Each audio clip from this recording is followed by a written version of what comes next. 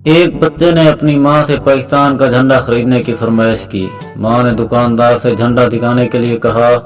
उसने झंडा दिखाया तो वो बोली, किसी और रंग में दिखाओ। लड़का, तुम्हारी जुल्फों से खेलने को दिल चाहता है। लड़की ने वाग उतारी और कहा, सुबह वापस कर देना, मैंने कॉलेज जाना है।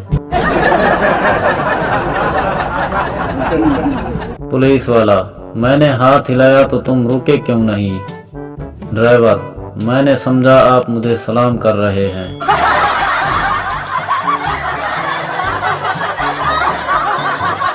थप्पड़ मारने पर शौहर ने नाराज बीवी को कहा कि इंसान उसे मारता है जिससे वो प्यार करता है।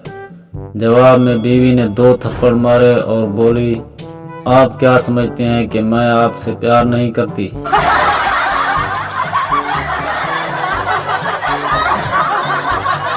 एक सरदार ने छोटे कद की लड़की से शादी कर ली। लोगों ने पूछा, सरदार जी, इतने छोटे कद की लड़की से क्यों शादी की? सरदार, मेरे दादा ने कहा था कि मुसीबत जितनी छोटी हो उतना ही अच्छा होता है। सरदार की बीवी उसे छोड़कर चली गई।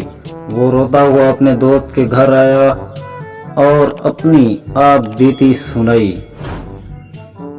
तो दोस्त बोला, तुम्हें अपनी बीवी को इज्जत और मोहब्बत से रखना चाहिए था। यही क्या था?